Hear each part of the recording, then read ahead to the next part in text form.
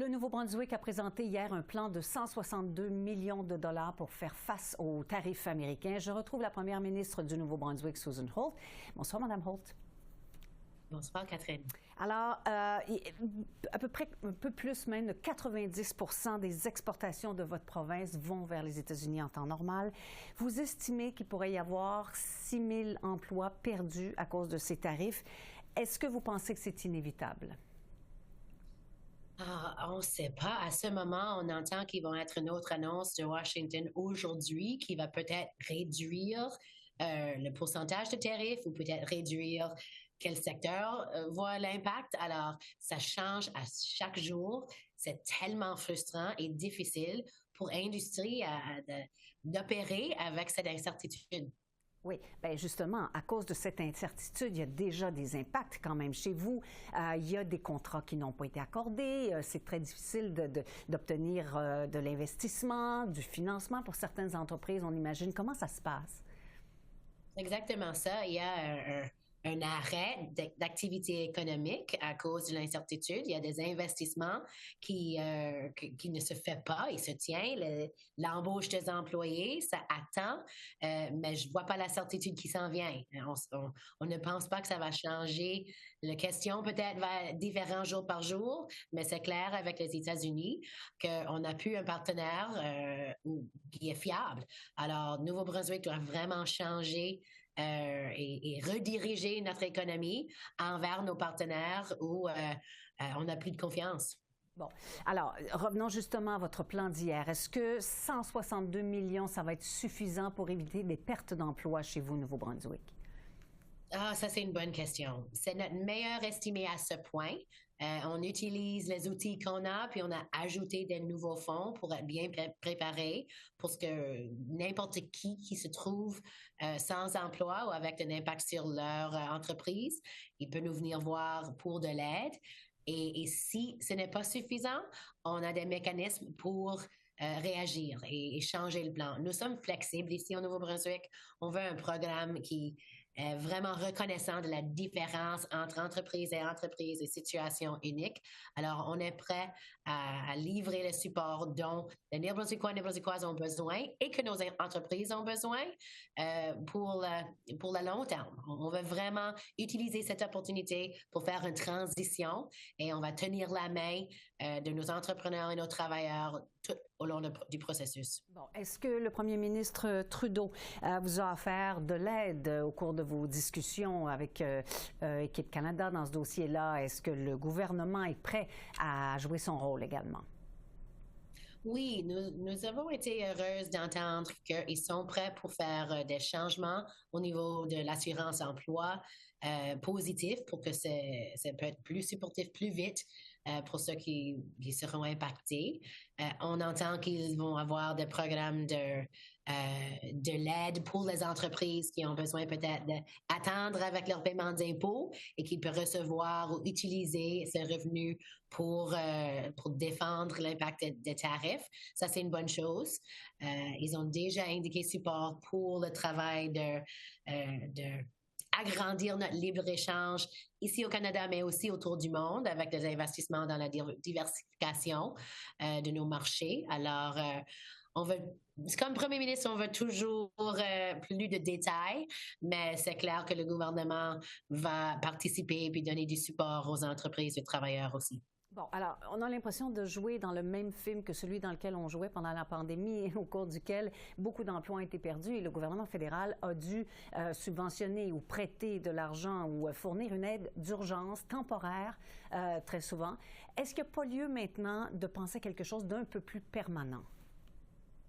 Bien, on a fait quelques programmes dans notre plan de soutien qui sont plus permanents. L'idée des investissements au niveau de rendre nos entreprises plus compétitives, plus productives pour vraiment trouver des nouveaux marchés, ça seront des investissements dans la durabilité de nos entreprises et de notre économie. Cette travail de diversification et d'investissement dans la productivité, ça va retourner des bénéfices pour le long terme. Bon, alors, est-ce que vous êtes prête également à envisager des méthodes un peu plus coercitives envers les Américains, par exemple, couper l'alimentation en électricité, etc.? Hmm. On considère ces options. Je dirais pas que je suis tout à fait prêt parce que on a des bons partenaires dans l'État de Maine, certainement. Même des environnements où on leur vend de l'électricité, mais on achète de l'électricité aussi. Puis, ils utilisent cette électricité pour faire du support à des centres de santé qui sont utilisés par les Néo-Brunswickois et Néo-Brunswickoises. Alors, c'est une option, on le considère, mais ce serait une action vraiment sérieuse à un de nos meilleurs voisins. Alors, je suis pas prêt à le faire aujourd'hui, mais c'est une option si cette guerre commerciale continue et sera plus difficile. C'est quelque chose qu'on peut faire. Alors, vous pourriez vous aligner dans ce cas-là avec M. Ford, premier ministre de l'Ontario, qui songe à ce genre de stratégie, je dirais. Oui, mais on voit déjà que les produits d'énergie sont plus chers pour les Américains maintenant. Ils Mhm. payent 10% de plus pour leur essence, pour faire le plein dans leur voiture, pour la mazout, pour réchauffer leur maison. Alors, on a l'opportunité de se rendre de plus en plus cher. Mais moi, j'espère que on va voir des réactions de la Maison-Blanche aujourd'hui et dans les prochaines semaines, alors qu'on ne devrait pas utiliser des outils tellement durs comme ça. Oui. Alors, est-ce que vous avez un son de cloche des autorités dans le Maine, vos voisins, nos voisins et amis jusqu'à il n'y a pas si longtemps? Qu'est-ce qu'on vous dit? Oui, ben on parle souvent avec la gouverneure, Mme Mills. Aujourd'hui, je parlais avec le sénateur, M. King, et les autres membres du Congrès, parce que nos économies sont tellement intégrées Mm. et on se demande qu'est-ce qui arrive là. Eux autres ont déjà démontré qu'ils vont parler publiquement en défense de leur économie et contre les tarifs. Ils ont exprimé ça à l'administration de M. Trump puis aux Maisons-Blanches. Et j'espère qu'ils vont continuer de faire. Et on va voir que de plus en plus, des gouverneurs, des sénateurs vont s'exprimer de comment ça crée de la peine pour les Américains dans leur État. Alors, pour nous autres, la conversation avec nos voisins, nos amis de Maine, ça continue avec une fréquence par chaque semaine. Régulière. Bon. La dernière fois, on s'était parlé, vous et moi, Mme Holt, sur cette tribune. Vous nous parliez d'abolir les barrières tarifaires. C'est une idée qui a fait son chemin. On le sait, on l'a vu à plusieurs reprises. On a vraiment l'impression que le dossier avance en ce moment. Qu'est-ce que le Nouveau-Brunswick a fait jusqu'ici dans ce dossier-là et qu'est-ce qu'il prévoit faire dans les prochaines semaines ou prochains mois? Mais le Nouveau-Brunswick s'est mis en action. On a déjà éliminé 9 de nos exemptions dans le ALEC. C'est déjà fait avec notre cabinet. C'est pas une question d'attendre que les autres le fassent. On a agi, puis on a éliminé, et nous sommes prêts à éliminer 50% de nos exemptions, mais 9 sont déjà, on l'a déjà aboli. Mm-hmm. Puis, on fait beaucoup de travail au niveau du main-d'œuvre, puis de la mobilité des travailleurs. Alors, Nouveau-Brunswick a décidé qu'on va reconnaître la certification canadienne de n'importe quelle autre province pour les 52 professions qui sont sous la régulation ici à Nouveau-Brunswick. Alors, ça aussi, ça a déjà été fait par notre cabinet. On n'a pas besoin d'attendre que les autres provinces le fassent, mais on leur demande de le faire.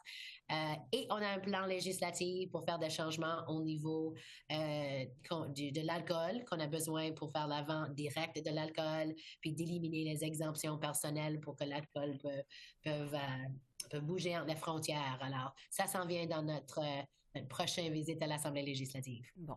L'opposition officielle chez vous dit que votre réponse n'était pas suffisante, que vous auriez dû plutôt présenter une stratégie globale pour développer des ressources. Qu'est-ce que vous répondez à ça? Mais pour moi, mon premier objectif, c'est de servir les Néo-Brunswickois et Néo-Brunswickoises aujourd'hui qui font face à des tarifs et des impacts sur leur emploi et sur leur vie. Mm-hmm. Alors, ça, c'est mon premier priorité, c'est de rassurer nos entrepreneurs et nos travailleurs que nous sommes là pour eux autres et pour protéger notre économie. Oui, on a des bonnes discussions à avoir avec de l'économie du futur pour Nouveau-Brunswick, nos ressources et comment on va les utiliser au futur. Mais la première chose que les Néo-Brunswickois méritent, c'est d'être rassurés que leur gouvernement est là pour eux et leur emploi d'aujourd'hui. Madame Holt, merci d'avoir répondu à nos questions. Ah, c'est un plaisir. Merci, Catherine.